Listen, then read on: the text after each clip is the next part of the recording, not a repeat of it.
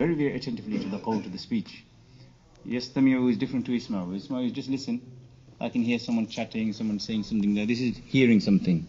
But istami'u is listening very, very attentively with the ears of your heart. Not the ears of your head, but the ears of your heart.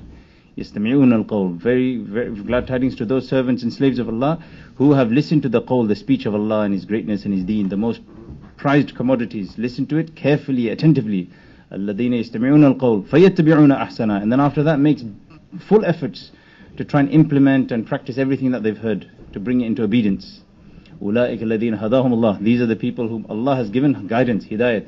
وَأُولَٰئِكَ هُمْ أُولُو الْأَلْبَابِ. And these are the people who are intelligent, people who ponder and reflect, and people of sound intellect, of good mind. So these are two conditions. If we fulfill them, then Allah will give us 2 certificates. That we listen attentively and we try and practice what we hear. And for this Allah will give us 2 prizes. What are these 2 prizes? Hidayat, guidance, and make us amongst those who are intelligent. So Allah give us all tawfiq, inshallah. Bismillahir Rahmanir Rahim. Alhamdulillahi wassalatu wassalamu ala rasulillah nahmaduhu wa nasalli ala rasulil kareem. Alhamdulillah, my respected brothers and friends and elders, Allah subhanahu wa ta'ala is very, very great. Allah subhanahu wa ta'ala is very high, very great, very noble, majestic, and through His infinite majesty and His kindness He has gathered us here for a very important meeting and gathering. This ijtema, this gathering, is not just a gathering of people, it's not a crowd, but it's a gathering of the hearts. Ijtema al-qulub. These are the gathering of the hearts.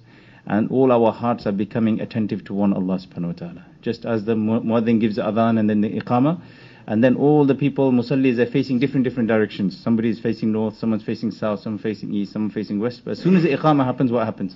All these hundreds of people, like we just witnessed now, everybody's heart was now turned 119 degrees to the east. To which direction? To the qibla. It doesn't matter where you are. Whether you're in the north of the Kaaba, you point south. You're south of the Kaaba, you point north. Whichever direction you're facing, wherever you are in the world, whatever state or position you might be in, whoever you are, male or female, then what happens? As soon as the time of salah comes, everybody's heart, faces, everything becomes aligned to one Allah subhanahu wa ta'ala. So like this, salah is the assembly of lots of a'mals, lots of different practices, that the entire body is in the servitude and the slavery of Allah subhanahu wa ta'ala. Those things that were halal now become forbidden. It was halal to eat and drink and talk and do all these other things we do in life. But as soon as we bind ourselves in takbir, we are inside salah, then all those things are now forbidden for those few minutes that we are in salah. We are now in communion with Allah subhanahu wa ta'ala. So my brothers, just as salah is the servitude, the slavery of the human being, the abd, the slave to his Rabb, just like this, my brothers, in these gatherings we are practicing the same thing. That we are practicing how all our hearts can become united, how all our hearts can be aligned and calibrated to the one Allah subhanahu wa ta'ala. That our attention shifts away from the creation. Our attention goes away from the material things. Our attention goes away from the created things.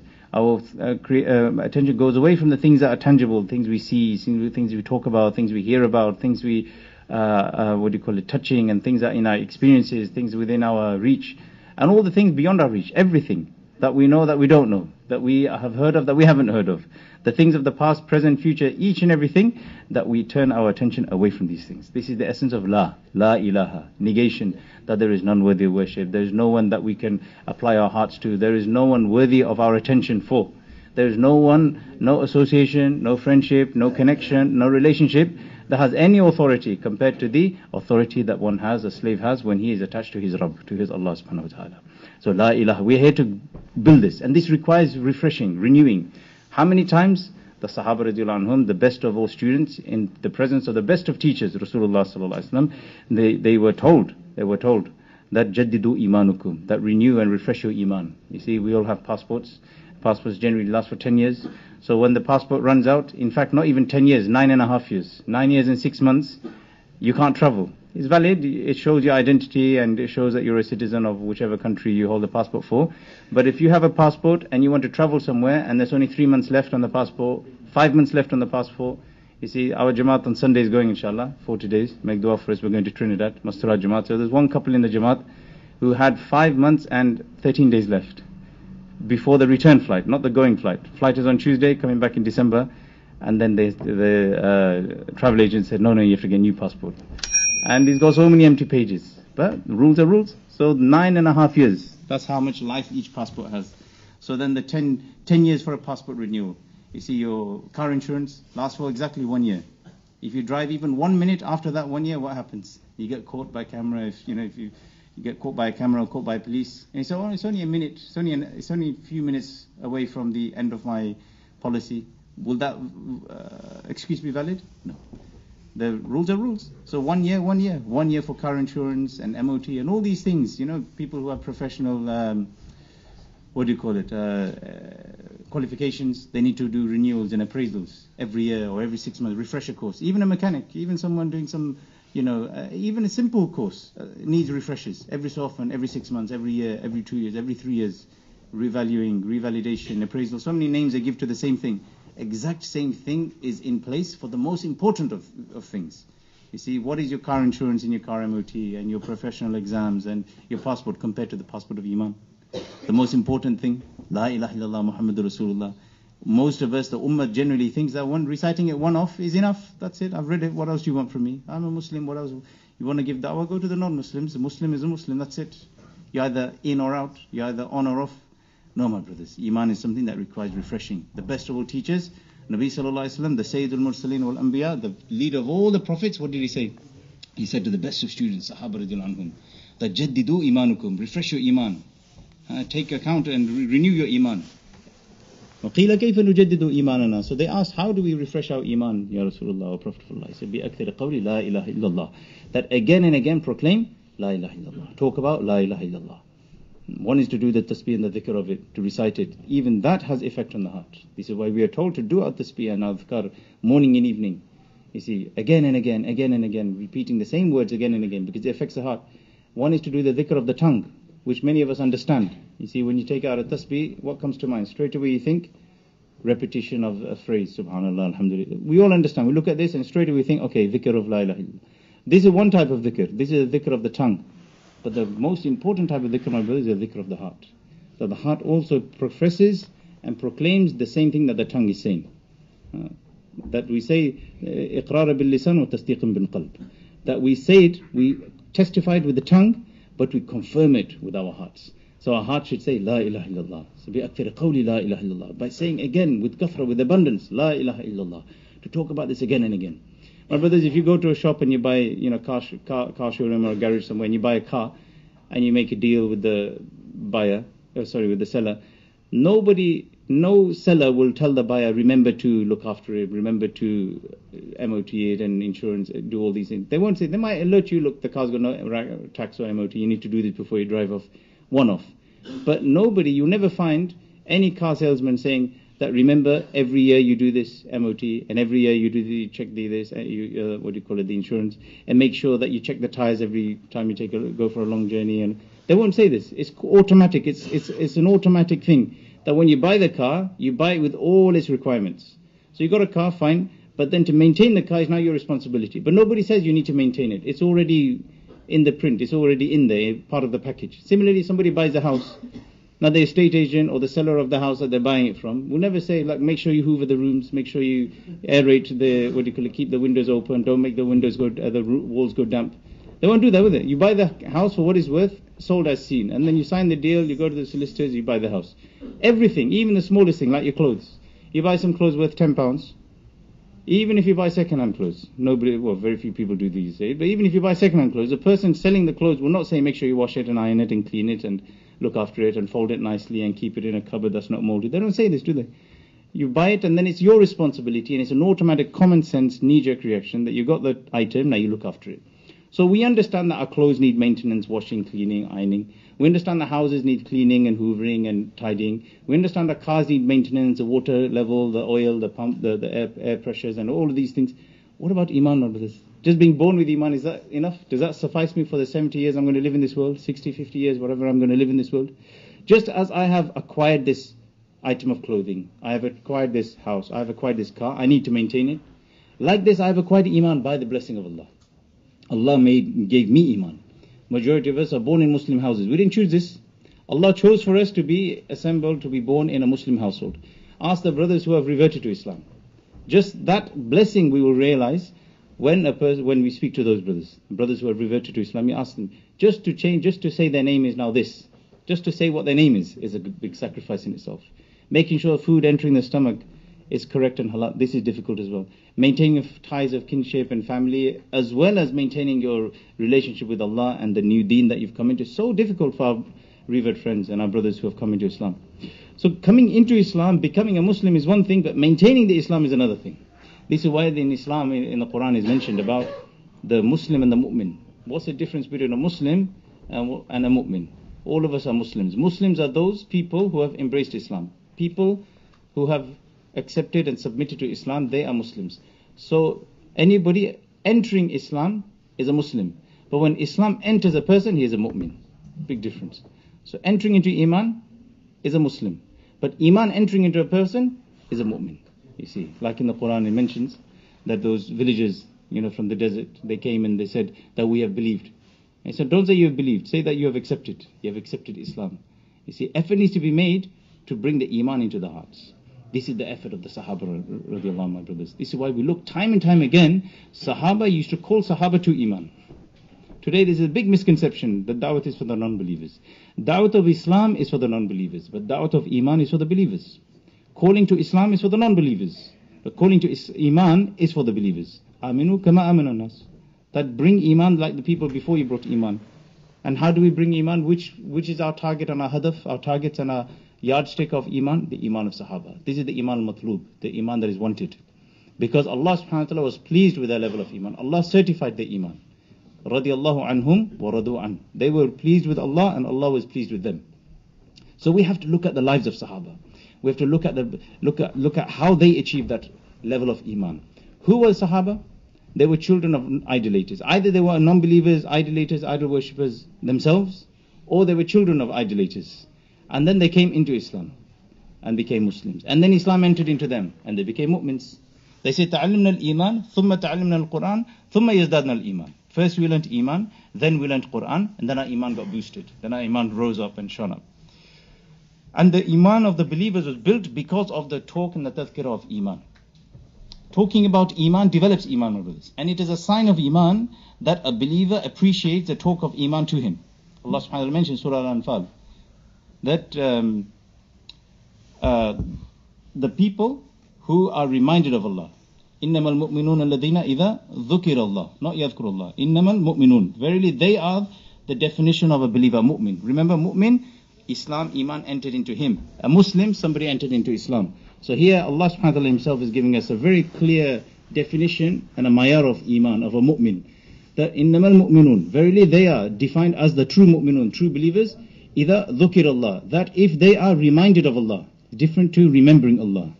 Remembering is doing it actively. Being reminded is being done passively. So somebody is talking about Allah, somebody, for example, knocks on your door, you open the door, you're the host, you're the recipient, you open your front door and there's some brothers come for gusht. They've come for Jawla, Ziyarah to your house. At that point, they have come to talk to you about Allah. At that point, إِنَّمَا الْمُؤْمِنُونَ الَّذِينَ إِذَا ذُكِرَ اللَّهُ. If they are reminding you of Allah, وَجِلَتْ قُلُوبُهُمْ, their hearts tremble. The hearts take effect. If your heart at that point, it doesn't matter how busy you are, maybe you're getting late for a meeting, you're getting late for keeping up your kids or whatever, but at that moment your heart feels the ecstasy, the happiness, the enjoyment, the lutf, the taste, and the delight of listening to the remembrance of Allah, the words of Allah, the greatness of Allah. Then this is a sign of Iman. إِنَّمَا الْمُؤْمِنُونَ الَّذِينَ إِذَا ذُكِرَ اللَّهُ وَجِلَتْ قُلُوبُهُم وَإِذَا تُلِيَتْ عَلَيْهِمْ آيَاتٌ زَادَتْهُمْ إِيمَانًا وَعَلَى رَبِّهِمْ يَتَوَكَّلُونَ. And then when the ayats of Quran are recited, then the Iman rises, and upon Allah do these such believers they trust in. They have reliance and tawakkul. So my brothers, Sahaba used to call to Sahaba, towards Iman. This is a very ancient, very qadeem, very old amal. It's not a new thing. It's not something that's been created or made up by the people who do tabligh. This is something that the Sahaba radiallahu anhum did from day one. From day one, Sahaba used to speak to Sahaba. Right at the beginning, in Makkah, people often give this objection. They say, okay, that makes sense in Medina, but in Makkah, the Sahaba used to go to the non-believers. Of course they went to non-believers. But there are two categories of non-believers. There are the non-believers that they were familiar with. Their friends, their family, the people they did business dealings with. And there were the people who are complete strangers. The Sahaba, the usul, the principles of the da'wat of the Sahaba in the time of Makkah for the non-believers was to prefer the familiar ones over the unfamiliar ones. Abu Dharr Ghifari radiallahu anhu was from a far away tribe. He was from Al-Ghifar, from far away. When he entered into Islam, He came into Islam by watching, by observation. He came and then he saw, he came to Makkah, he watched, he saw, and then but Abu Bakr radiallahu anhu and all the other Sahabah around Nabi sallallahu alaihi wasallam at that time, they went to the people they knew. Abu Bakr radiallahu anhu, on the first day, we all know the story, when he took Shahada, took the testimony of faith, became Muslim, what did he do? He went not just random firing whoever was on the street. He went to the people he knew, other shopkeepers, other dealers. He was like a big like a justice in that time, well-known person, and he was known for a man who he was a man who knew about lineage, pedigree, and family ties and so on. So he could make links and connections with anyone. He was that type of person. So he went to the people he knew and he invited them to Islam. And within 2 days, in one narration 9, another narration 12 people entered Islam. So the Sahaba, they had the concept, the usul, the principle is that they used to go to people they knew and they used to go to the Muslims themselves again and again. Umar radiallahu anhu. Who was Umar radiallahu anhu? He said when he walked down the street, Shaitan used to get scared and used to take another path.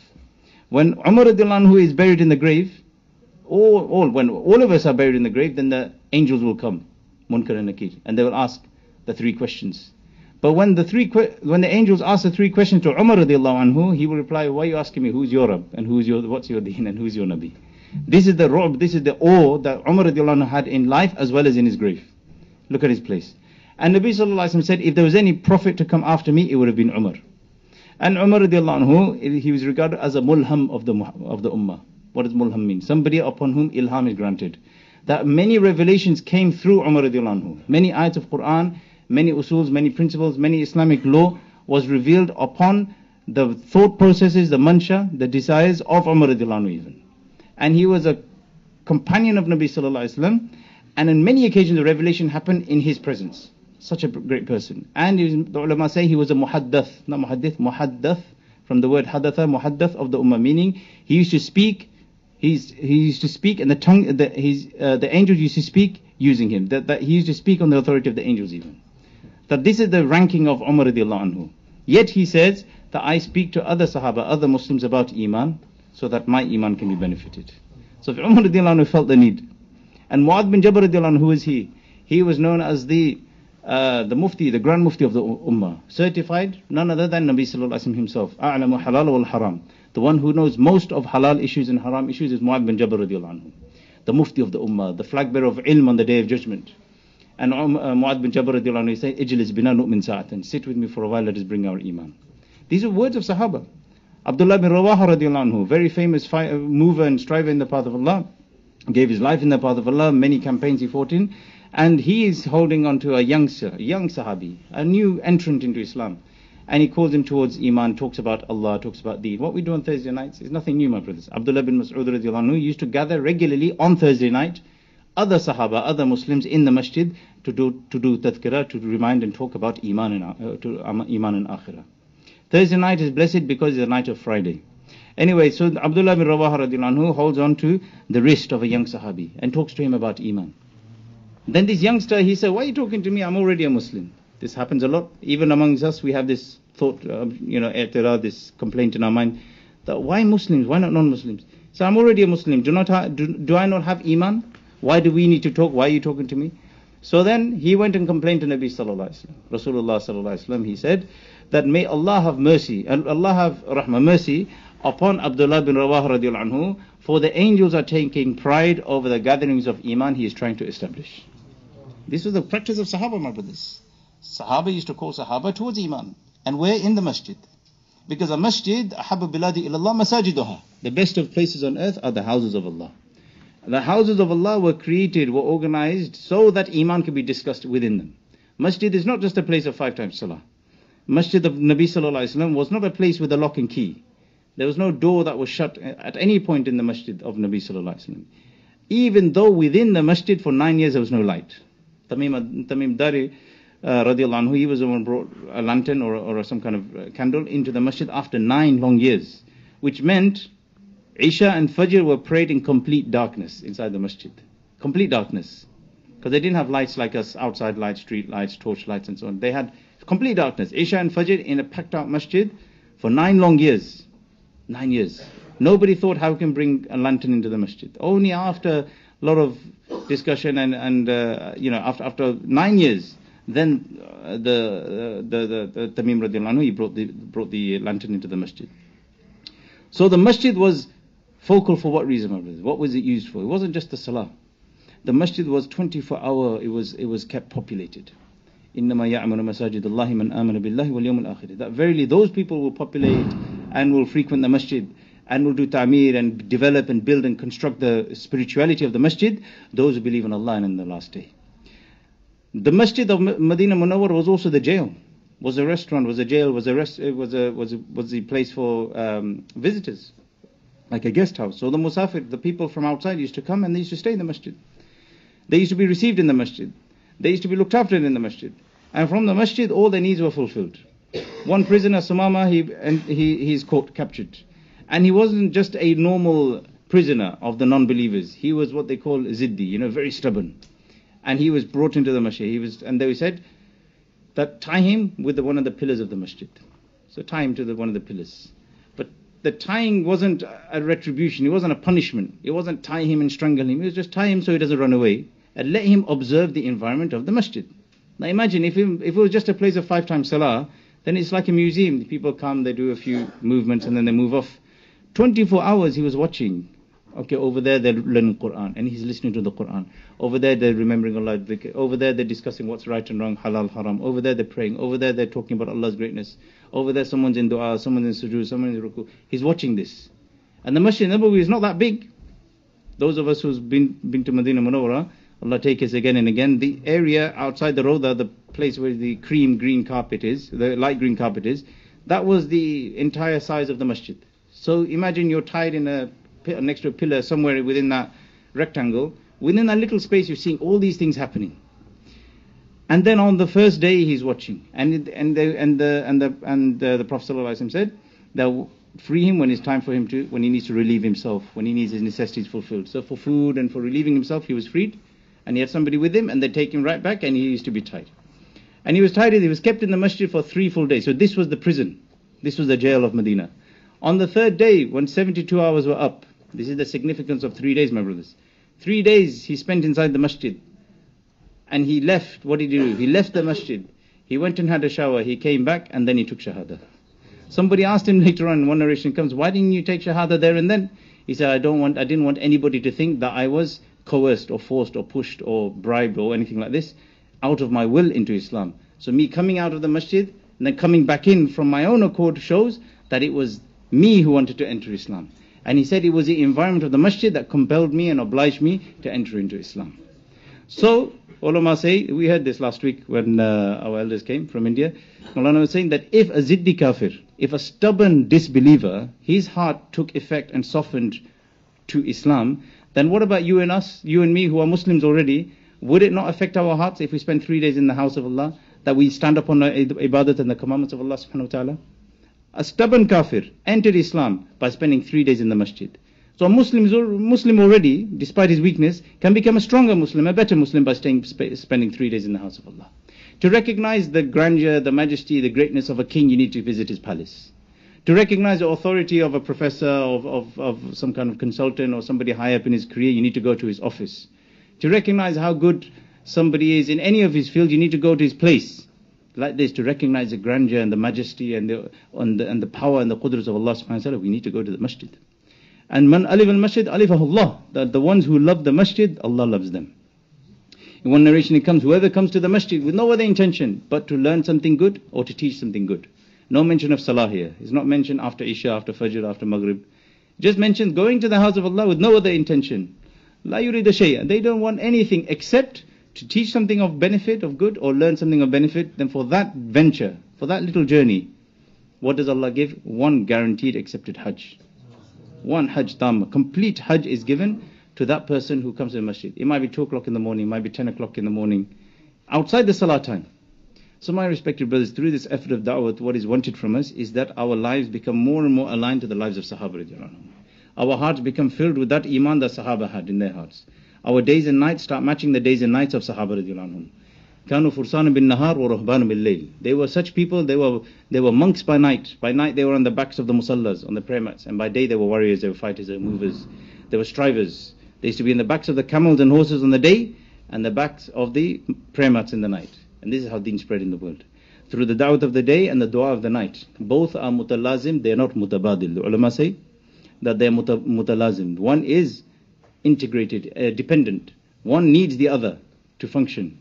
Just like the day and night, they need each other, right? So the da'wat of the day and dua of the night, they're both needed. You can't do, and they're not mutabadil. One doesn't compensate for the other. One doesn't replace the other. That, oh, those people are the people of gush, let them go for gush. I'll just do dhikr all day. I'll do dua. Oh, those are the people of dua, and those are the people of dhikr. Leave them to it. I'll just do gush. No, we need to do both.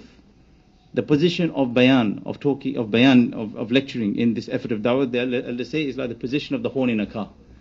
So many times you drive from A to B, especially in these countries, you don't need to press a horn. The horn is only used out of necessity.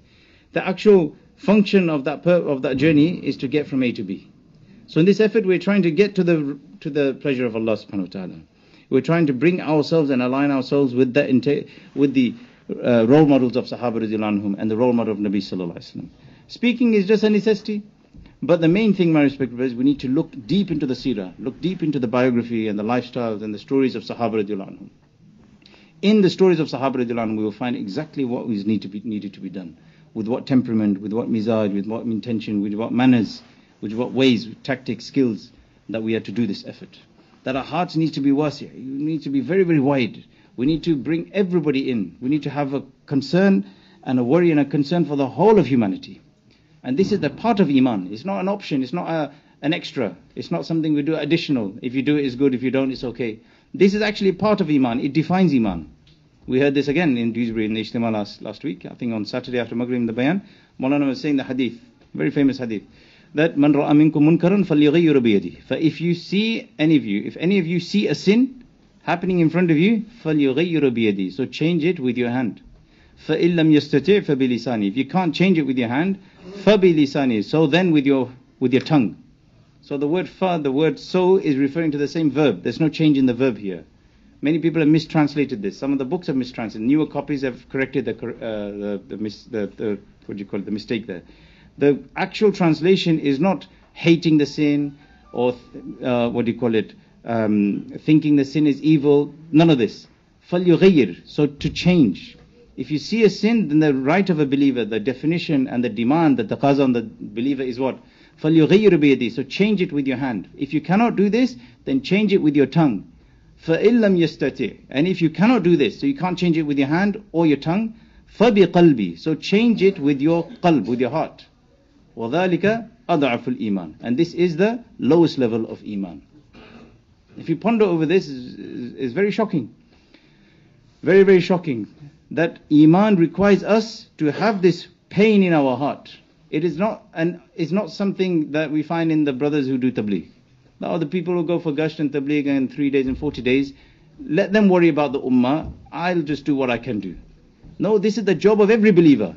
That Iman, if you claim to have Iman, if I claim to have Iman, then the bottom line is, the absolute minimum threshold, below which there is no Iman, is that any sin that appears in front of me, my heart should want that sin to change. Not just to stop, but to change. So the sinner should become a saint. This is my feeling. This is the worry in my heart. This is Nabi sallallahu alaihi wasallam, one hadith, he says, كان النبي صلى الله عليه وسلم متواصل الأحزان دائما في الفكر ليست له راحة وله طويل السقط. That he was a man stricken with grief, completely, absorbed with the fikr and worry and concern and compassion of the ummah. This is how he was. This is 4 descriptions about him.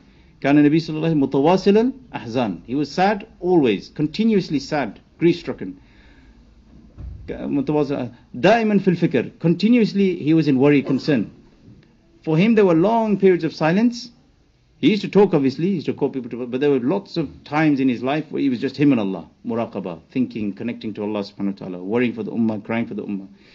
Long periods of silence, and for him, وَلَيْسَتْ لَهُ رَاحَةٌ, and for him there was no rest.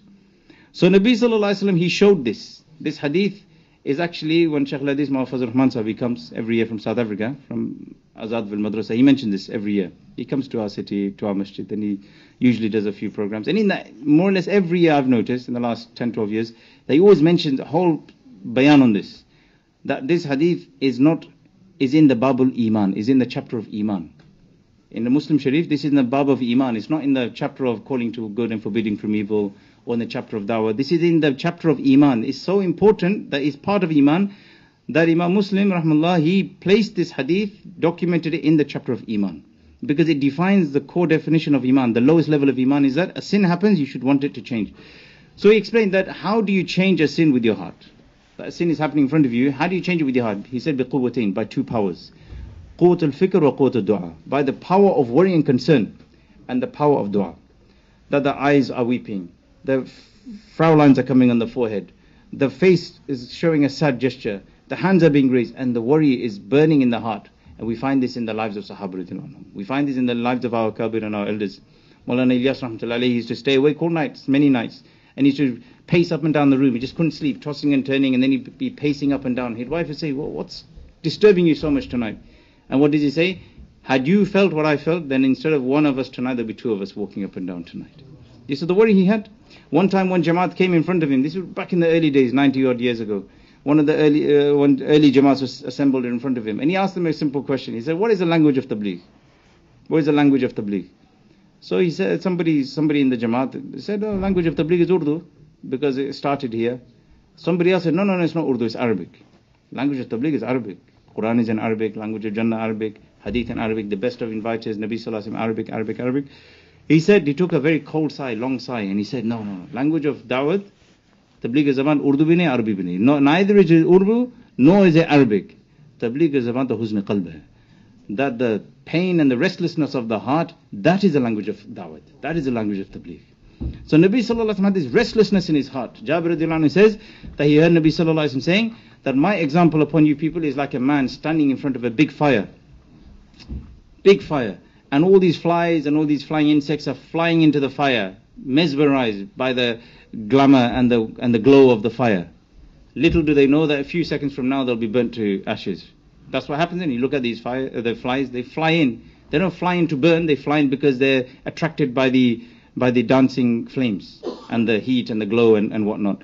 So my example to you people are like the flies who are just flying in, rushing in, jumping in to the fire, and I'm trying my best to save you, to push you away. This is the Nabi Sallallahu Alaihi Wasallam. He said, Aisha radhiyallahu anha says that I saw Nabi Sallallahu Alaihi Wasallam wake up in the morning and his hand would be, his cusped hand, his hand would be filled with tears because he'd been crying all night for the ummah. Another narration, he said, I could hear the sound of a hissing kettle or like a boiling pot from his chest. This was the worry he had. He cried and worried. He kept awake nights and nights. His feet used to get swollen. To get your feet swollen just by the act of standing is not easy. You see, people come and see doctors for swollen ankles. You get people with swollen feet. But how many people get their feet swollen just by standing? Because as soon as it swells a bit or it starts hurting them, what do? You move. But Nabi Sallallahu Alaihi Wasallam in his salah, he wouldn't move. He would stand like a stick, like pegged into the ground. And his salah wasn't just for him. It wasn't just for him and his wife and his children, wives and his children and his progeny. His worry, his concern was for the last person to come to the Day of Judgment, for you and me. He worried about you and me. He once said to the Sahabah, I wish to see my brothers. He said, we not your brothers. So no, you're my companions, my ashab. Those of you who have got my sohbah, companionship. My brothers are those who have not seen me, yet but they have believed in me, you and me, to come after you. So my respected brothers, we are within the concern of Nabi Sallallahu Alaihi Wasallam. So back to that hadith. If you see a sin, then change it with your hand. If you can't, then change it with your tongue. If you can't, then change it with your heart. How? By your worry of your heart and by the power of dua, making dua to Allah subhanahu wa ta'ala. This is why you find out of all the duas that there are ever revealed in the Quran or documented in the hadith, there's only one dua, which is fard, which is wajib, which is obligatory. Only one dua. All the other duas are not obligatory. You make those duas, lots of benefits. Ad-dua mukhul ibadah. Ad-dua huwa al-ibadah, is two hadith there. Dua is the brain of ibadah. Another narration, dua is itself ibadah. So dua is a very, very big act. But there is only one dua which is so important that Allah subhanahu wa ta'ala made it fard upon us. That is obligatory on us. Which is this dua? Ihdinas siratul mustaqim, Surah Fatiha. There is no rakat without Surah Fatiha. And Surah Fatiha, the 7 ayats, it has this one dua. Many things in there, but there's one dua, one ayat in there which is actually a dua. It's actually a request from Allah, a supplication to Allah. Ihdina, guide us. From hidayah, from the words hidayah. Guide us. Not ihdini, guide me. Ihdina, plural. Guide us. Ihdina siratul mustaqim. Guide us to the right path. Imagine a person, 3 o'clock, 2 o'clock in the morning, praying tahajjud salah in his house, lights off, everyone's sleeping. He's done wudu, he's woken up from sleep, he's put his musalla down, and he prays his salah. The whole street is asleep, 3 o'clock in the morning. Now it makes sense for him to say, oh Allah, guide me, because he's standing alone. No one around him, lights off, kids aren't there, wife not there, friends not there, masjid is shut, there's no one calling the adhan, there's nothing, it's just him. But even in that situation, what is he told to say? Ihdina. He has to say, guide us. Even though he's alone, he's sitting alone, but he's standing alone, he still has to ask Allah for guidance for everyone, for the whole of humanity. So Nabi Sallallahu Alaihi Wasallam, he taught us to worry for others. لا يؤمن أحدكم حتى يحب لأخيه ما يحب لنفسه. That you cannot be a true believer, and you cannot be a mu'min. Going back to the beginning, difference between Muslim and a mu'min. Muslim have certain traits, and a mu'min has certain traits. This is another hadith that mentions one of the signs and the traits of a mu'min. La yu'min. You cannot be a mu'min. You cannot be a high caliber of a believer. You cannot be a true believer. Hatta, until La yu'min ahadukum hatta yuhibbu li akhihi, that you love for your brother what you love for yourself. Hidayah. The most prized commodity, the most important thing that a person can attain and can acquire in this world is hidayah, is guidance. Now this guidance, just as you want it and I want it for myself, I have to, by definition of this hadith of being a mu'min, want it for others as well. This is what kept Sahabah up. This is what got them to move. When Maulana came last week, we were there at the airport, then in Luton, he had a program, about 10-15 minutes. He mentioned what is Nusrat, what is hosting, what is assisting. So in this he mentioned one very important thing about Ayyub Ansari radhiyallahu anhu. We all know the story, not going deep into it. Ayyub Ansari radhiyallahu anhu, he was that person which the camel of Rasulullah sallallahu alaihi wasallam chose to sit in front of his house, and he was the first host of Rasulullah sallallahu alaihi wasallam. So giving that much assistance, help, rendering that much service, accommodation, all these things you want to call, however you want to describe it, to Rasulullah sallallahu alaihi wasallam on his entry into Medina Munawwara, this is enough nusrat. Yet he didn't settle there, because Maulana, he explained the ayat where Allah subhanahu wa ta'ala mentions وَالَّذِينَ آوَوا وَنَصَرُوا, those who do iwa. Awaw is those who give place, accommodation. So we think, he said, people today, the ummah, have misunderstood the meaning of nusrat. That we think nusrat is giving a jamaat transport, giving them food, giving them some directions. This is nusrat. This is not nusrat, this is iwa. This is giving them accommodation, this is giving them some assistance, physical help. Actual nusrat. Nusrat is what Ayyub Ansari radhiyallahu anhu did, which is match his purpose to the purpose. The purpose of the host is matching with the purpose of the guest. This is nusrat. So the host was Rasulullah sallallahu alaihi wasallam. His purpose of leaving Makkah and coming to Medina Munawwara was for what reason? Was to establish a deen, make it a Markaz of deen, and from there deen to spread all over the world. Ayyub Ansari radhiyallahu anhu, he gave not only his life, he gave his old age, he gave his death and his dead body. He told his Jamaat that if I die on the way, then you don't bring me down from the camel or the horse. You keep me tied. So even when the Jamaat rested, his body did not touch the floor. His body was still with the horse or the camel, tied. The Jamaat would rest and the animals would rest, and his dead body was still tied to the camel. And they continued like this, days and days and days and days, all the way up to Istanbul, present day Istanbul. And if you go there, there's a place called Eyüp, E-Y-U-P, in the northwest of Istanbul. The whole region is called Eyüp, and that's where his grave is. And over there people call him Sultan. They call him Sultan Eyüp, with a lot of, a lot of respect. And he was the means of Islam coming to that part of the world. He gave his life in it, and he was asked that you can rest now. He was told you can rest now. You're old, and he's getting on. So you can rest. He said there's one ayat that doesn't let me rest. Infiru khifafun wa thiqala. That strive. An-nafru fi sabilillah. Nafar. The word nafar comes a lot in the Quran. Nafar means to move, to strive out, to go out. We say khuruj. Khuruj is going out as well. But an-nafar has got this expression of emergency, urgency, that you need to go out. Tawari, straight away. An-nafru fi sabilillah. Move out urgently, immediately, naqad, in the path of Allah. This was the trait of Sahaba radhiyallahu anhum. And there was no obstacle that would come in their way. So Maulana explained that when this ayat was revealed, in furu, that go out, all of you do nafar, move out straight away in the path of Allah. Infiru khifafan wa thiqala. Khifaf meaning khafif, light, whether your condition is light and easy, favorable, or thiqala meaning difficult, heavy situation, case, condition, right? So you got two extremes here. Let's think of a person who's got free time, he's got youth, he's got health, he's got wealth, he's got family support, everything is in place. He's even got the Jamaat ready, the place, everything you can think of is all there, ready. And he's got the car, what do you call it, the car engine is on, the car is ready, the driver's there, and the door's open, and said, just come in. So this person, we can say khafif, very easy for him to go. And somebody else, all the conditions are wrong for him. His age is not there, he's old, he's ill, he's poor, he doesn't have time off, his family's against him, his neighbors, so many conditions are there. Whether you're in that condition or this condition or in between, anywhere in between, infiru, go out in the path of Allah. Another narration is in Muntakhab Hadith, in the chapter of the Dawat and its etiquettes, 2 hadith, one after the other. That Nabi Sallallahu Alaihi Wasallam said that the rahbani of my ummah is striving in the path of Allah. Monasticism, being a monk, right, being where you're secluded in the worship of Allah, monasticism, I think you translated it, rahbaniya, to being a rahib. That concept is not in Islam. There's no rahbaniya in deen. There's another narration. There is no shutting off from the world and just doing your zikr and Allah. There's no concept of this in our deen, in Islam. But the narration says that if you want to be a monk, then the only way to be a monk in this ummah is to strive in the path of Allah. The next hadith, or the hadith before, I can't remember which way around, is mentioned that somebody came and asked the Prophet ﷺ, permit me to travel, to go on some journey, to travel, to tour around. The Prophet ﷺ said, Sayahati ummati khuruj fi sabilillah. That the sayaha, the traveling and tourism of my ummah is to strive in the path of Allah. Again, two extremes. That either you want to be a monk, secluded from everyone, cut off from the whole creation, just you and Allah.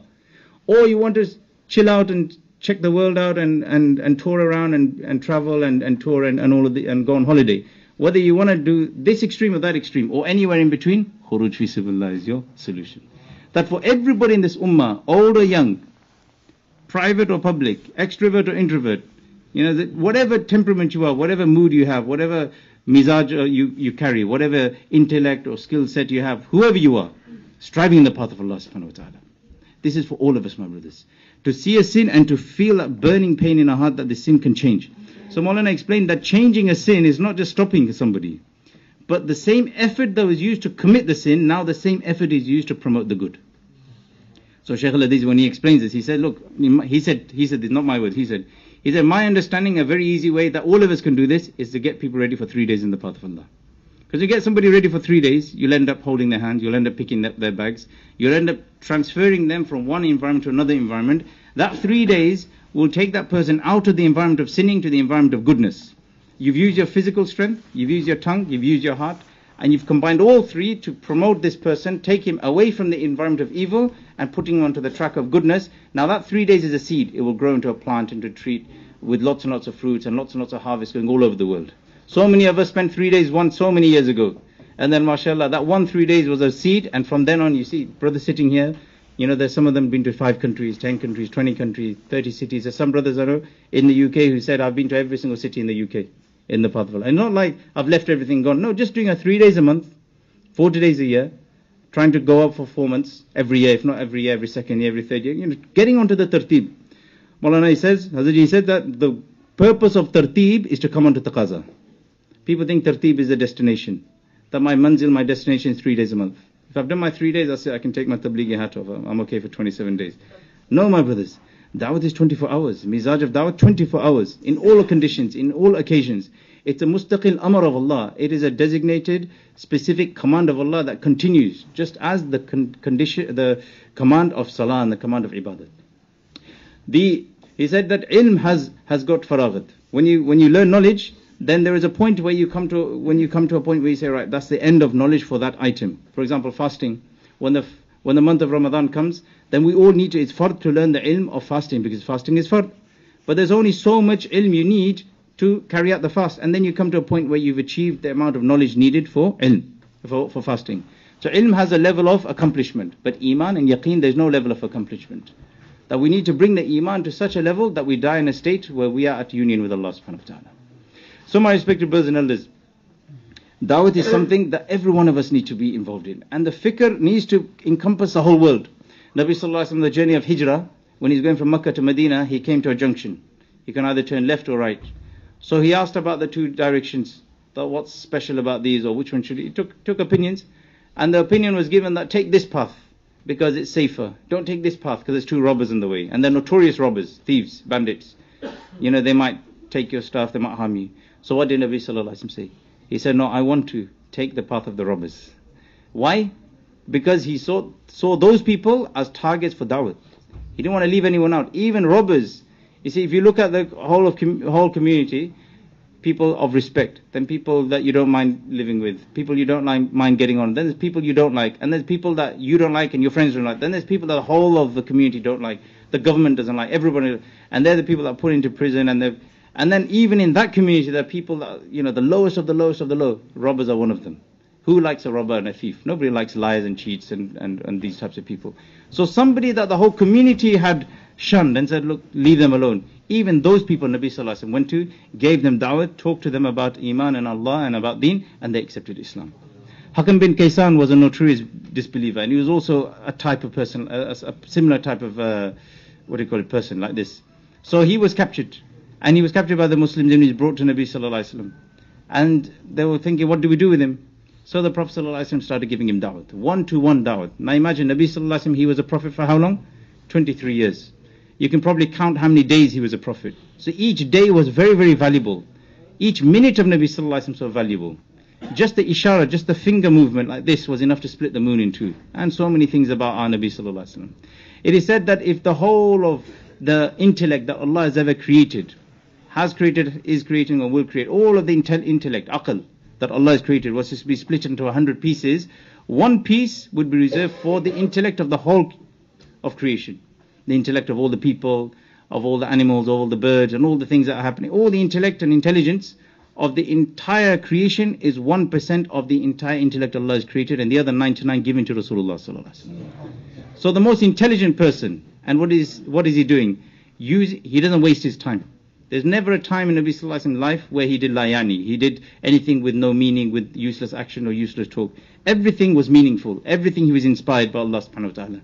He spent from the morning till the afternoon on one man, Hakam bin Kaysan. And this man was like stubborn. He was like, no, hell no way, I'm not going to accept. And he was like turning his head, and narration goes on that he was very stubborn. He didn't want to listen. And the Prophet ﷺ persisted. He continued and continued. And it was Asr time. He stopped for Asr, finished his Asr, and he continued. Before Maghrib, Umar radiallahu anhu, he came, he said, look, O Prophet of Allah. He could see that this man is stressing out. Hakam bin Kaysan is stressing out Rasulullah sallallahu alaihi wasallam. The Prophet sallallahu alaihi wasallam's any type of anxiety or trouble or pain or suffering, the Sahaba could not tolerate. O Prophet of Allah, give me permission, I'll take his head off his shoulders, I'll finish him off, I'll take you out your misery. It was good intention, it wasn't an intention of harm. So we don't misunderstand it. Umar radiallahu anhu said this out of passion and love of the Prophet sallallahu alaihi wasallam. That this man is stressing you out and wasting your day, that give me permission, I'll finish him off. The Prophet ﷺ, his manners were such that if he didn't like some food, he wouldn't talk about it, he just wouldn't eat it. And if he didn't like something, generally he wouldn't reply, he wouldn't respond. So he didn't reply to this request or this option, this appeal. And he continued giving da'wah, continued one-to-one. The Prophet of Allah ﷺ on one man who is stubborn, and he said, I'm not going to accept. And just before the sun set, the narration says he took shahada, and he actually prayed the Maghrib Salah with the Sahabah. After the Salah, Nabi Sallallahu Alaihi Wasallam gathered the Sahaba, and he said, "O my Sahaba," referring to Umar radiallahu anhu as well as everybody else sitting there, as well as you and me listening to the story 1400 years on. He said, "O my Sahaba," or we can include ourselves in here, had I listened to Umar, then this man would be burning in Jahannam right now. This was the fikr, the worry the Prophet Sallallahu Alaihi Wasallam had for one individual of this ummah. Ummah, my brothers, the definition of ummati, Ibn Abbas radiallahu anhu mentions, الَّذِينَ يُعَلِّمُ النَّاسَ الْخَيْرِ. The person who teaches others goodness, he is an ummati. Ummati isn't I was just born in 1982 or 1973 or 1994, so I'm in the ummah. No, ummati by definition is a person whose feelings match the feelings of Nabi Sallallahu Alaihi Wasallam. He wants goodness for others. Allah subhanahu wa ta'ala says in the Quran, kuntum, not antum, kuntum khayra ummatin ukhrijat linnas, that you are the best of all nations taken out for the benefit of mankind. How? Calling to good, forbidding from evil, and having firm belief in Allah. The word here, Umar radiallahu anhu says, the kuntum, not antum. Kuntum is conditional. You can only claim to be the khairul ummam, the best of nations, if you do the work of da'wah. It's not that you do the work of da'wah, you're the best of nations. You don't do the work of da'wah, you're still the best of nations. No, you can only claim that title of being the pinnacle of all creation, the best of all ummams and communities and nations, if you join yourself to the work of da'wah, of calling to good and forbidding from evil. So this is the imtiyaz, this is the medal of honor of this ummah, my brothers. This is the trophy of the ummah. This is the, what do you call, the pearl of the first era. This is the pearl, the jewel of the first era. Nabi sallallahu alaihi wasallam said, Khairul quruni qarni, the best of qurun, the best of eras is my era. Khairul qurun qarni, thumma alladhina yalunhum, thumma alladhina yalunhum. Then the era that came after that, and then the era coming after that. Imam Malik rahmatullah alayhi states, and he is taking this from the narration of Abu Bakr radiallahu anhu, that the last part of the ummah will only be rectified, will only find salvation if they follow the ways of the first part of the ummah, which Nabi sallallahu alaihi wasallam saying is the best of eras anyway. So my brothers, our progress is not looking ahead. Everything in the dunya you look ahead for progress. Our progress is to retrogress. Our progress is to go backwards. How far backwards? 1400 years backwards. So our shoulders are in line with the shoulders of Sahaba radiallahu anhu. The mizaj, the temperament, the feelings, the worry, the cry, the sadness and the feelings of the Sahaba should come into our hearts. How can this be possible when Sahaba gave so much to attain it, and we just get it from a few talks and a few gatherings and a few days here and there? We need to apply ourselves, my brothers. The awlawiyah, the priority of this effort is to come into our hearts.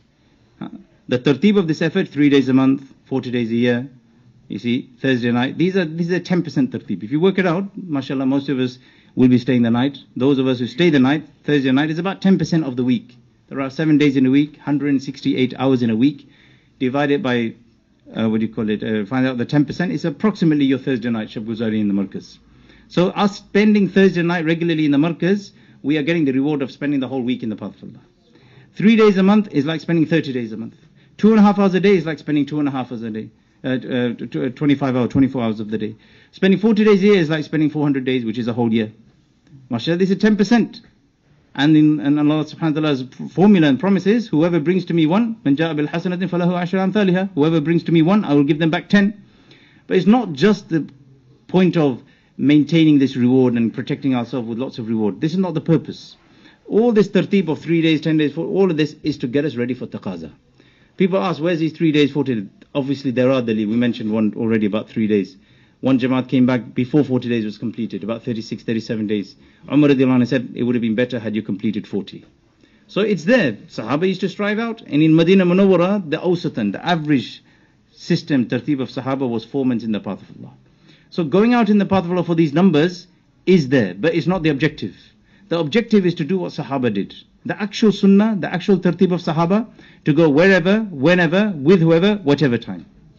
This is the Sahaba radiallahu anhu. At any condition, that any portion of the ummah feel any pain, then I, as an ummati, need to feel that pain as well. Because in the hadith is mentioned that the whole ummah is like one body.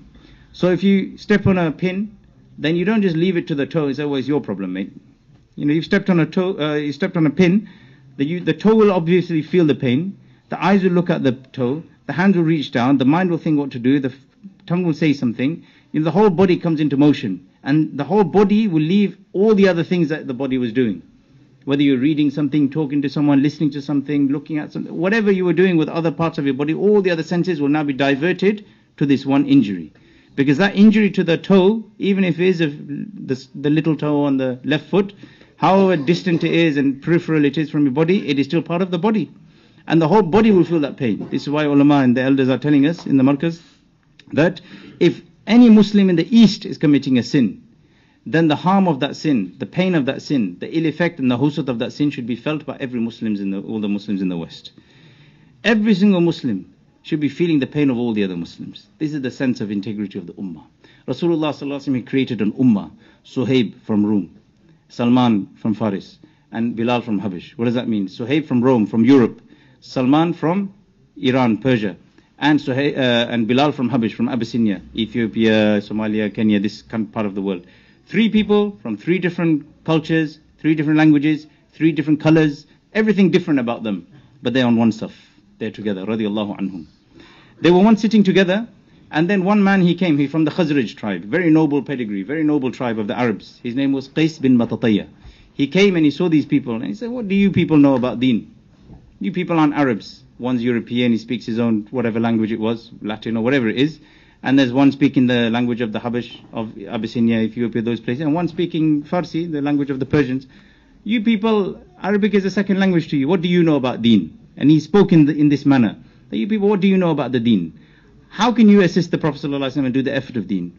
So two things. How can you understand deen? What can you understand of deen because you're not Arabs? And how can you do the work of deen? This work is our work. And he said, made a comment like this.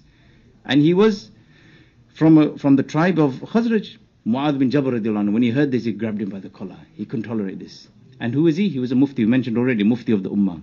And Maulana, this was mentioned last Thursday, I think. Maulana mentioned last Thursday in Edmonton. So I'm just repeating for our own benefit. So what did Maulana say? He added a little sentence, comment here. He said the job of the ulama is to stop whatever ikhtilaf or dissension or division or disunity arises, nip it at the bud, as they say. As soon as you notice any scent of any type of division, you close it there and then. So Mu'adh bin Jabal radiallahu anhu straight away grabbed him by the collar, took him to the presence of Nabi sallallahu alaihi wasallam. Nabi sallallahu alaihi wasallam heard the story, went up the mimbar, and what did he say? He said, Arabic is a language of other languages that Allah has created. Neither is it your father nor is it your mother. Why do you take so much pride in it? Yet, Maulana also explained that look, if there was a language to take pride over, it would have been the language of Arabic, the language of Jannah, the language of the Prophet ﷺ, the language of the Quran, the language, all the other languages will end. As soon as the Day of Judgment starts, all languages end, finished. There's no more English there. You see, it's no English translation, no Urdu translation, it's Arabic only. Everybody will start speaking Arabic. So if there was a language to take pride over, it would be the language of Arabic. But what does Nabi sallallahu alaihi wasallam say? He said, language of Arabic, neither your mother nor your father. Why do you take so much pride over it? And then he said to Mu'adh bin Jabal radiallahu anhu, Alqi fin nar, throw him, push him into the fire. ثُمَّ بَعْدَ ذَلِكَ يَرْتَدَّ. After this, a short while after this, he actually became murtad and he died without Imaan. He was a Muslim in the community of the Prophet ﷺ, who was within the masjid, the list goes on. He was in the best of eras, in the best of companies, and he had the lineage and the language and everything. Yet, because of this one remark, look where Allah subhanahu wa ta'ala took him. My brothers, we have to have the compassion and feeling for each and every ummati. Every single one is valuable. Maulana Ilyas rahmatullahi alayhi used to say that practice, do tamreen, mashq, practice to look at every single Muslim, however big a sinner he is, with the eyes of respect. And then you will build an ummah. Ummah will be built when we value every single ummati. Every person in this ummah, we value them. We look beyond their color, we look beyond their language, we look beyond their background, we look beyond their nationality, we look beyond their, financial status and social status and all these things. This ummah has been created as one. Some of the ru'asa in Makkah, meaning the leaders of Makkah, they thought to themselves that, you know what, we'd like to hear and sit with the Prophet ﷺ, but we can't do it when there's all these poor people around him. Poor people, strangers, foreigners, non-Arabs, so on. So we can't do it like this. So they arranged a meeting with the Prophet ﷺ. They arranged, and this is all from the hikmah, the wisdom of Allah, so that you and I can understand the temperament of this effort.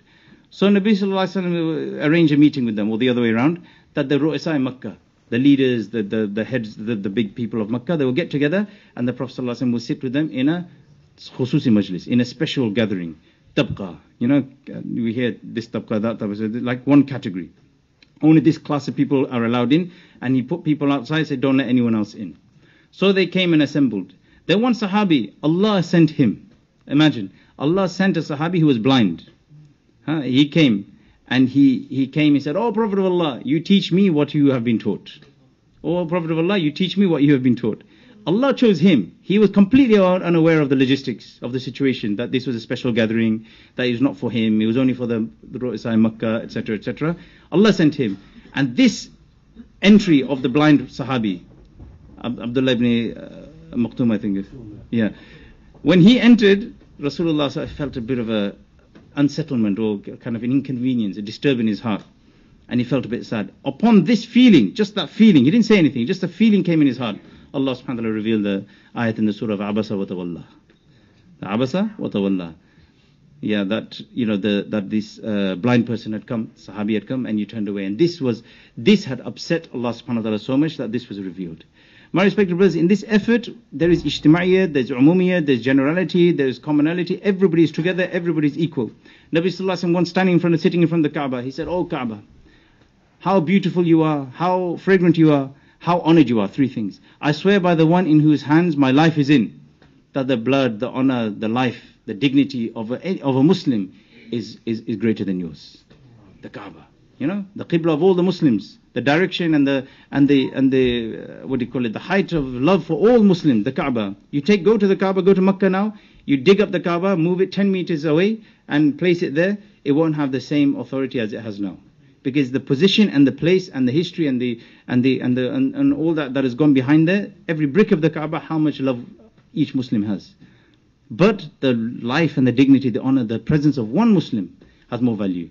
In another hadith he mentioned, لا تقوم الساعة, the day of judgment will not establish, will not start, until and unless there is one man left to say Allah, Allah. Meaning one Muslim left, the world will continue. The sun will continue to rise and set, and the leaves will continue to photosynthesize, and the air balance will continue, and the winds will blow, and the rain will fall, and everything in the natural world will continue, and all the processes that are happening in the economy, in the financial world, in the economic world, political, everything will continue, everyone will continue living, as long as there's one man or one lady, whoever it is left on the world to call the name of Allah. As soon as this person leaves, this Muslim finishes from the world, then there is no need for this world, because the whole of this world in front of Allah is not even worth the value of janahu ba'uda. What is janahu ba'uda?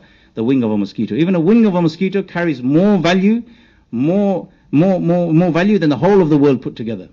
So the one Muslim has so much value. So my respected brothers, to feel for that one Muslim, to worry for that one Muslim, regardless of their nationality, regardless of what they're in, what position they're in, to feel for them. This is the objective of this effort. And this can only be done when we strive out in the path of Allah. It can't be done by listening to talks. Never has it done this, achieved it. Has anyone achieved this feeling of worry for the ummah by just listening to talks? It will never happen, and it has never happened, and it never happened in the times of Sahaba radiallahu anhu. The Sahaba radiallahu anhu used to move far and wide in the path of Allah. One time the Sahaba were sitting in Medina Munawwara, inside the Rawdah. And one hadith is mentioned, the place between my mimbar and my grave is a portion from the gardens of paradise. The Rawdah is a garden of paradise. So the Sahaba were sitting in the garden of paradise. And then Nabi Sallallahu Alaihi Wasallam made the tashkil, asked them to go in the path of Allah, night time. So the Sahaba said it wasn't like traveling these days, where sometimes traveling in the night time is easier than daytime because you got lights and traffic's less and so on. It was difficult, traveling in the night, in the cold, in the darkness, it was difficult. So the Sahaba innocently and with a good feeling, maybe they thought about their companions, their elders, people who are not so able in the Jamaat. They said, oh Prophet of Allah, can we not leave tomorrow morning? Just a question, just a request. What did Rasulullah Sallallahu Alaihi Wasallam say? He said, would you not like to spend one night in the gardens of paradise? Now Maulana explains that look, both are garden of paradise. If he said, yeah, stay tonight, go tomorrow morning, they would still have stayed in the garden of paradise. True? Because they were in the Rawdah. They were already in the garden of paradise. But what does this mean? In this, Maulana explains that the state of khuruj, of movement, of harkat, in the garden of paradise is better than the state of jumud, of state of being in station, state of being in one place. It is always better to be in motion than to be still. So in this path we are always told to keep moving, keep moving. Water that is moving, tahir wa mutahhir, is pure and clean, and it cleanses others. Put something dirty in there, then that dirty thing becomes clean. In the books of fiqh it's mentioned in some of the madhahib that even if urine falls into running water, after a certain distance that water becomes clean enough to do wudu from. Urine, one drop of urine in a bottle of, tank of water, it renders it completely useless, yes? But somebody urinates, or some animal urinates into a running stream, then after a certain distance, that same water source becomes clean, because the water is moving. But when water is not moving and it's still in one place, stagnant in one place, then even pure water, mineral water, will become smelly, will change its color, will change its taste, and will become a risk and a disease and a biohazard. Yes? So when the ummah is moving, then it will stay clean and it will cleanse others. Wherever this ummah will move, it will keep cleaning. But when the ummah stops moving, then it becomes dirty. The ummah at the time of Sahaba radiallahu anhu kept moving. Such that Abu Bakr radiallahu anhu, when he became Khalifa, there's one statement, the ulama say this one statement summarizes his whole Khilafat. What did he say? An yanqus ad-deen wa ana hayy, rhetorical question. That there be any weakness in the deen. An yanqus ad-deen, the deen becomes weak or deficient in any way, in any capacity. And me, Abu Bakr, be alive to witness this? Impossible, can't be done. Because of this, he made the whole of Medina empty. 3 days and 3 nights. The whole of Medina Munawwara, there was no one left to even call out the adhan in front of the fresh grave of Rasulullah Sallallahu Alaihi Wasallam. Medina Munawwara is emptied. Why? Because the Sahaba could not tolerate irtidad, ilhad. They couldn't tolerate atheism or leaving of Islam, leaving the fold of Islam. They couldn't tolerate any weakness in deen, let alone these big things. Maulana explained last Thursday actually that irtidad, today we think to become a murtad is somebody who announces I'm a non-Muslim. This is what we think is irtidad. to become a murtad, to leave Islam. He said that leaving of Islam starts from the leaving of Islam and the sunnah, from the ma'ashara, from the social etiquettes. That yes, I pray and yes, I do all my Islamic activities, but in the face of the non-believers, in the face of the community, of the society, then it's only sunnah. It's only sunnah. It's okay. It's okay to mix and match. It's okay to assimilate. It's okay to do this, cut corners and leave the sunnah out. Because sunnah is only sunnah. We leave the sunnah because it's sunnah. Sahaba practiced the sunnah because it was sunnah. The love of the one sunnah. It is said that the sunnah of Nabi Sallallahu Alaihi Wasallam has so much nur. In mentioning Mazahir al-Haq, he mentioned last week as well, that if you get all the work of goodness that has ever happened from the time of the Prophet ﷺ leaving this world until now and until beyond, until the Day of Judgment. So all the people who open hospitals, digging wells, orphanages, charities, and all these good works done by all the people of the world, Muslims and non-Muslims, bring it all together. Gather all the nur and all the goodness and spiritual light from all of this that you can get. It is not equal to the nur found in the istinja of Rasulullah ﷺ. Just him going to the bathroom, relieving himself in his way, inspired by Allah subhanahu wa ta'ala, doing that act in privacy, in the closed bathroom toilet. Just that act for a few minutes carries more nur than all the other acts of kindness and goodness that has ever happened from the time of Nabi Sallallahu Alaihi Wasallam leaving this world till now, from now until the Day of Judgment. The sunnah, my brothers. The sunnah. We need to bring the sunnah into our efforts. The sunnah into ma'asharat, in our dressing, in our moving, in our talking, in our dealing, in our greeting, in our walking. In every sense, there needs to be sunnah brought into us. And this will happen when we come into an environment of tamreen, an environment of practice. Going in the path of Allah, my brother, is not just to learn how to pray salah and how to read our 10 surahs. This is just the alif ba ta tha. This is the beginning. Many of us become satisfied. We spend 140 days, we've learned the last 10 surahs and we think that's it, I've accomplished. No, we need to carry on, my brothers. Aisha radiallahu anha used to say, that day is the worst day of my life that I didn't increase in the line of knowledge from the day before. So I need to develop knowledge, ilm. And what did Mawlana say last week or in the Ijtema? He said, today the greatest jahalat, the greatest ignorance is to consider any knowledge, any information as knowledge. He said information is not knowledge unless that knowledge directs a person towards Allah subhanahu wa ta'ala. The story we heard of, I think it was Umar radiallahu anhu, that he was reading the pages of the Torah. And he said that the ilm, the knowledge that Allah had bestowed Umar radiallahu anhu was more than the knowledge collectively of the whole ummah put together in one narration. So such a great alim, right? And he is a sahabi, and he is a khalifa in his time. And he's reading the books of the pages of the Torah. And he reads the pages and he comes and tells Nabi sallallahu alaihi wasallam. The Prophet ﷺ, on hearing this, becomes so angry, his face changes color, becomes red. The Sahaba around him, they get alerted, they pick up their swords and find and feel disturbed that something has upset our Prophet ﷺ. We will come to defend him. So what is it, Ya Rasulullah? And then he explains that he is displeased with Umar radiallahu anhu for reading the pages of the Torah. So what did Mawlana explain on this? He said after this, Nabi Sallallahu Alaihi Wasallam said, had Musa alayhi salam, upon whom these pages were revealed, if he was to come today to the world, then there's no salvation even for him, unless he follows and adopts the way of the deen of Muhammad Sallallahu Alaihi Wasallam. And then Maulana explained in this, that look, that ilm, that was ilm, that those pages of the Torah, originally it was ilm in the time it was revealed. Ilm ilahi, ilm from Allah. That knowledge which was originally ilm, read by an alim of such a caliber, if that made the Prophet ﷺ so upset, then imagine how you and me, juhala, ignorant people like you and me, what will we face on the Day of Judgment, and how will the Prophet ﷺ face us, receive us when we go to him with the sciences of X, Y, and Z of the world and say this is ilm. My brothers, how much have we dedicated to ilm?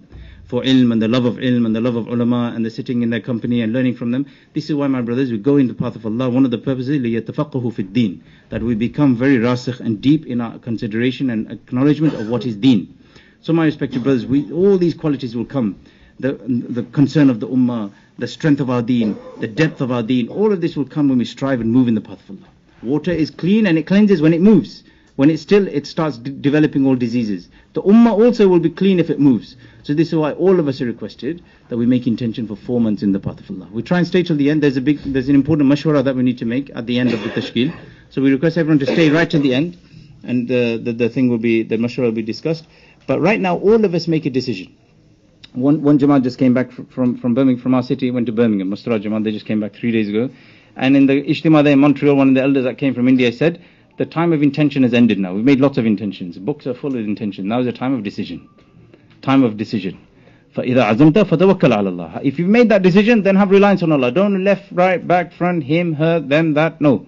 That's it. If the one above says go, no one below can say no.